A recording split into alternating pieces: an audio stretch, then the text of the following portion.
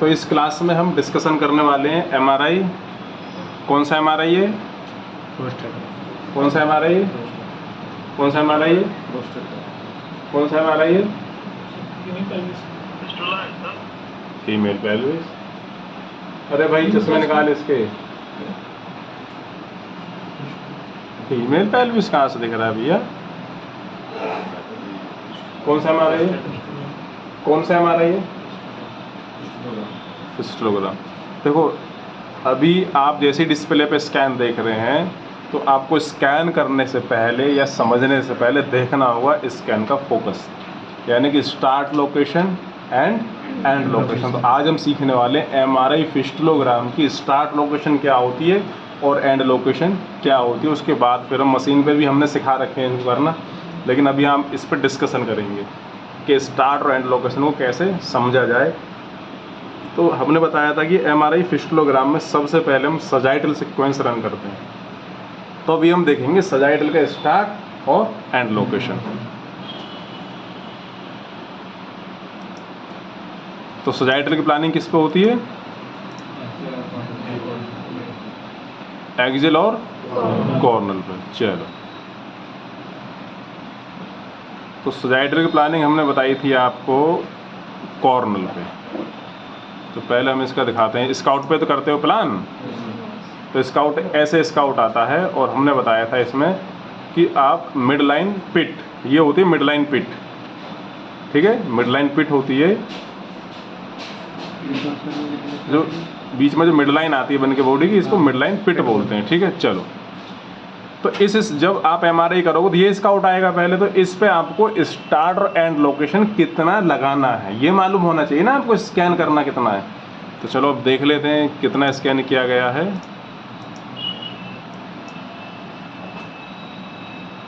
चलो,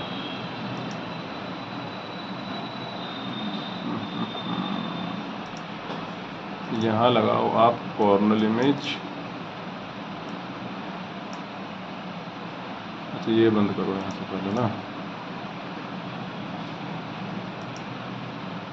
ये देखो इमेज का ये रेफरेंस लाइन देखो, ये है इसका स्टार्ट। ये स्टार्ट यहाँ से किया है, यानी पहली इमेज ये है राइट साइड की, और अब देखो ये लेफ्ट कहाँ तक जा रही है। पूरा हमने इसमें इस लाइन को देखना है, इस वाली लाइन को, ठीक है। और यहाँ तक स्कैन कवर किया है, देख रहे हो दोनों लाइन। ये स्टार्ट लोकेशन और ये एंड लोकेशन। इतना प्लान करना है। क्यों? क्योंकि ये इस रीजन को क्या बोलते हैं? पेरी एनल रीजन, यानी कि एनस के आसपास का सारा रीजन। इसलिए इस एमआरआई को पेरी एनम भी बोलते हैं, ग्लिटरल रीजन भी बोलते हैं, या फिस्टुलोग्राम भी बोलते हैं, ठीक है। तो ये होगी किसकी? सजाइटल का स्टार्ट एंड लोकेशन। तो आप सजाइटल और इधर लगा लो। चलो एक और दिखा देते हैं, एक्सियल पे भी देख लो आप।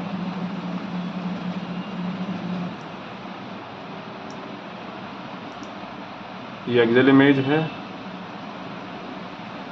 ठीक है। तो इसमें देखना कितना कवर किया है, इसको चलाओ। ये देखो दोनों का सेम है ना, स्टार्ट एंड लोकेशन। ये देखो यहाँ से स्टार्ट, ये यहाँ से स्टार्ट, और इसका एंड लोकेशन आप ये देखो, ठीक है। यदि प्रोस्टेट किया होता तो प्रोस्टेट के लिए स्टार्ट एंड लोकेशन लगाते।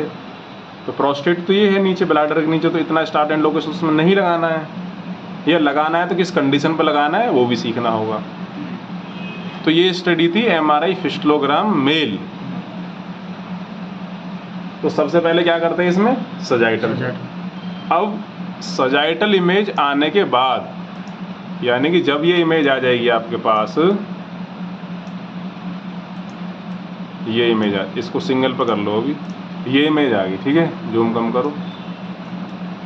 तो अब आप डायरेक्टली स्काउट पे प्लान नहीं करोगे, आपको ये इमेज पहले देखना होगा कि इसमें फिस्टुला कहाँ है, लोकेशन क्या है, प्रॉब्लम क्या आ रही है।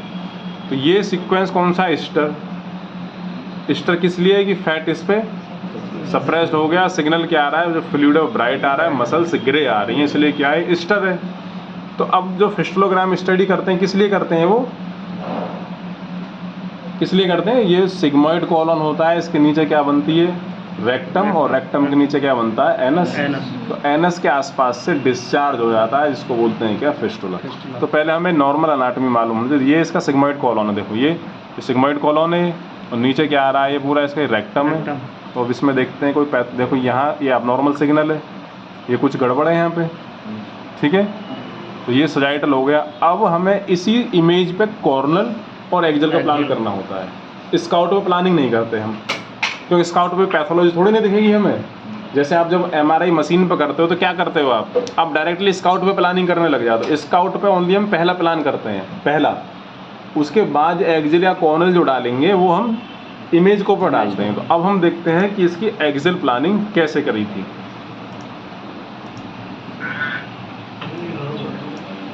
चलो अब देखो एक्सल को चलाओ, एक्सल की लाइन ये आ रही। तो देखो इसका एंड लोकेशन क्या रखा है,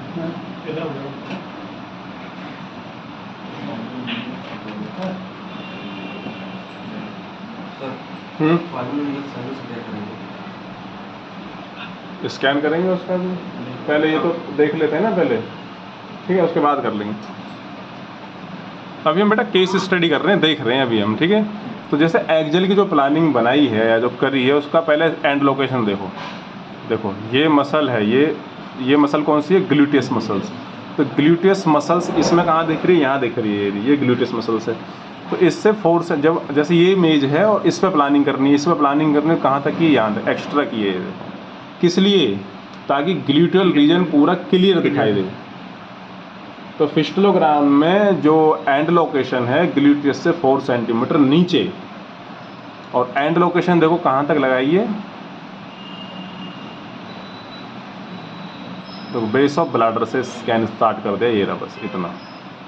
ये देखो, अब देखो स्टार्ट एंड लोकेशन। इस सिग्मोइड कॉलम देख लो, सिग्मोइड कॉलम जैसे ही किस में आने लगा है, रेक्टम की तरफ मूव किया है, वहीं से हमने इसका स्टार्ट लोकेशन लगा दिया। किस लिए, क्योंकि जो फिस्टुला होगा इसके इसी रीजन में होगा। तो ये एक्सल की प्लानिंग है। तो एक्सल की प्लान कैसे कर रखी है, रेक्टम के परपेंडिकुलर। क्यों रेक्टम के परपेंडिकुलर क्यों है, एक चीज़ समझो, यहाँ पे हमें देखना है डायरेक्शन ऑफ द रेक्टम। तो रेक्टम की डायरेक्शन पहले देख लेते हैं हम। तो पहले लाइन खींचो रेक्टम के पैरेलल, ये लाइन रेक्टम के पहले, रेक्टम ये है, ये वाली, ठीक है, ये रेक्टम है। अब देखना प्लानिंग कैसे जा रहा है। अब देखो, अब हुआ ना लाइन परपेंडिकुलर हुई ना रेक्टम के। ये पॉइंट वो है जो फ्रेशर स्टूडेंट को समझ नहीं आता। ये लाइन देखो, अब रेक्टम आप इसको समझो, ये जो लाइन है रेक्टम है। अब प्लान देखो, तो हुआ ना रेक्टम के परपेंडिकुलर, बिल्कुल, ये देखो, समझ में आ रहा है। ये फिस्टुला की कौन सी प्लान है, कोरोनल, वो सॉरी एक्सल, ठीक है, एक्सल प्लान है। अब हमें क्या देखना है, कोरोनल। चलो ये यहाँ डाल दो आप, कोरोनल। अब देखो लाइन कैसे घूमगी, रेक्टम के पैरेलल, रेक्टम के पैरेलल। अब इसका स्टार्ट एंड लोकेशन देखो। अब आप जब फिस्टुला करते हो तो यहाँ से कर देते हो, टेस्टिस भी कवर कर लेते हो, ऊपर सैक्रम पूरा कवर कर लेते हो, यानी कि आपको समझ नहीं है। अभी हम स्कैन कर रहे हैं रेक्टम का, तो रेक्टम को ही स्टार्ट में रखें। देखो 2-3 इमेज आगे और पीछे हम रख लेते हैं। ये देखो, अगर हम इसका एंगुलेशन देखें, देखो ये बिल्कुल पैरेलल है, इसको आप ये देखो, ये बिल्कुल पैरेलल गई। अब देखो लाइन बिल्कुल पैरेलल है रेक्टम के, ये हो गया क्या, फिस्टुला। इतना सा करना होता है फिस्टुला में। प्लानिंग करने के लिए, स्कैन करने के लिए 2-3 पॉइंट याद होने चाहिए। तो फिस्टुला का मतलब क्या होता है, पेरीएनम या ग्लूटियल रीजन के लिए क्या करते हैं, फिस्टुला। तो इसमें सबसे पहले क्या स्टडी करते हैं हम, सजाइटल। उसके बाद सजाइटल आने के बाद एक्सियल एंड कॉर्नल करते हैं। तो जब आप मशीन पर स्कैन करोगे तो एटलीस्ट आपको ये चीज़ें इतनी मालूम होनी चाहिए कि स्टडी करते किस लिए, रीजन ऑफ इंटरेस्ट क्या है। तो इसमें एक चीज़ आपने नोटिस नहीं करी, जो अभी आप देखने वाले हो। देखो इसमें सीक्वेंस कितने किए गई हैं, STIR sagittal, STIR axial and STIR coronal. तीनों ओरिएंटेशन में इनमें स्टर सीक्वेंस यूज किया हुआ है। और एक सीक्वेंस हमने यूज किया है लास्ट में, क्या, ये देखो T1। ये 2 सीक्वेंस ही तो चलाई हमने फिस्टुला में, स्टर और T1। ओरिएंटेशन भले ही 3 है, लेकिन सीक्वेंस तो 2 ही हैं। एक सिग्नल आ गया हाइपर और एक सिग्नल ले लिया हमने हाइपो। तो मैं हर वीडियो में बोलता हूँ एक सिग्नल होगा हाइपर और एक सिग्नल हम करते हैं हाइपो। ठीक है, तो ये स्टडी क्या हुई, फिस्टुला। अब इसमें देख लेते हैं कि इसमें कौन सा सीक्वेंस की ओरिएंटेशन किस लिए यूज करते हैं। देखो, जो सजाइटल सीक्वेंस हमने रन किया था, सजाइटल इसलिए रन किया था हमने ताकि हम पूरा ग्लूटियल रीजन या पेरियानल रीजन एक साथ देख सकें। इसमें हमने प्रोस्टेट भी देख लिया, प्रोस्टेट देखना नहीं है लेकिन एरिया ऑफ इंटरेस्ट को एक साथ आप देख पा रहे हैं। फिर कॉर्नल में हमने देखा, लेकिन इसका जो मेन सीक्वेंस है, यदि आप एमआरआई फिस्टुलोग्राम करो, यदि आपका सपोज करो सजाइटल सीक्वेंस की क्वालिटी थोड़ी ख़राब हो जाती है या पेशेंट मूव कर जाता है या ऐसी आपने कॉर्नल भी कर लिया, लेकिन इसका जो सबसे बेस्ट यानी कि सबसे जो इम्पोर्टेंट सीक्वेंस होता है उसका ये होता है स्टर एक्सियल। स्टर एक्सियल के बिना रिपोर्ट नहीं हो पाएगी। ये सीक्वेंस इसमें बिल्कुल मस्ट। इसकी ना तो आप क्वालिटी कम करोगे ना स्कैन टाइम कम करोगे, और पेशेंट मूव कर रहा है तो इसको भला, यानी कि फिस्टुलोग्राम की सारी जो रिपोर्टिंग है इस इमेज के ऊपर डिपेंड करती है। तो इसमें क्या देखते हैं वो नेक्स्ट वीडियो में बता देंगे। अभी इसमें फिलहाल देख लो, ये इसको बोलते हैं फिस्टुला। ये दिख रहा है वाइट जो लाइन आया, जो ट्रैक आ रहा है, ये फिस्टुला। और ये रेक्टम इसमें क्या है, ये रेक्टम है, ये रेक्टम है इसमें ब्लैक, और इसके आसपास ये एडिमा है, और यहाँ से ये इसका ट्रैक बन गया और ये बन गई इसमें एब्सिस। हाँ, ये होता है फिस्टुला। इसके लिए किया गया। अब देखो, जो एबनॉर्मलिटी होती है ना, मशीन खुद दिखाती है, हमें देखने की जरूरत नहीं होती, इसमें खुद हमें सिग्नल पहचानना। देखो यहाँ पर देखो, एक वर्ड आपने सुना होगा होमोजीनियस, रिपोर्ट में लिखा होगा होमोजीनियस सिग्नल। होमोजीनियस का मतलब क्या है, इक्वल। इसमें देखो पूरा सिग्नल यहाँ पे क्या होमोजीनियस है, और यहाँ देखो सिग्नल की इंटेंसिटी चेंज हो रही है। हमें पता चल रहा है कि यहाँ कुछ ना कुछ गड़बड़ है। भले ही आपको इसका नाम ना पता हो डिजीज़ का, वो चलेगा, लेकिन ये ज़रूर मालूम होना चाहिए कि यहाँ पे ये प्रॉब्लम है, तभी आप एमआरआई करोगे। अब सपोज करो ये प्रॉब्लम, अगर ये कलेक्शन या ये एब्सिस जो हो रहा है ये यहाँ तक होता, तो फिर स्टार्ट लोकेशन यहीं से लगेगी और एंड लोकेशन यहाँ तक लगेगी। तो according to disease and finding we can change the start and end location in MR. तो एमआर में स्टार्ट एंड लोकेशन डिपेंड करती है किस पे, डिजीज पर। इसलिए हम जब भी स्कैन करते हैं तो लिख के क्यों नहीं देता मैं स्टूडेंट्स को, वजह वही होती है। लोग मांगते हैं हमें स्टार्ट एंड लोकेशन लिख के दे दो, इसमें फिक्स है ही नहीं, इसमें समझ है।